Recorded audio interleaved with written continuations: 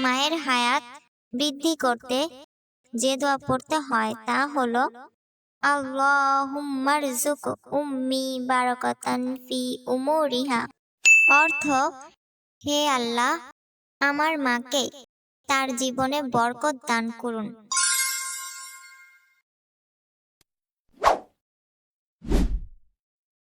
পড়তে বসার সময় বলতে হবে রব্বি জিদনি ইলমা।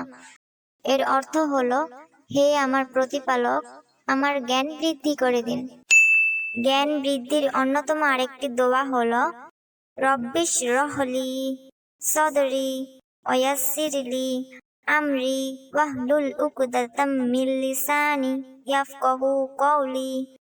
অর্থ, হে আমার রব, আমার বক্ষ প্রশস্ত করে দাও, আমার কাজ আমার জন্য সহজ করে দাও এবং আমার জিহ্বার জড়তা দূর করে দাও, যাতে লোকেরা আমার কথা বুঝতে পারে।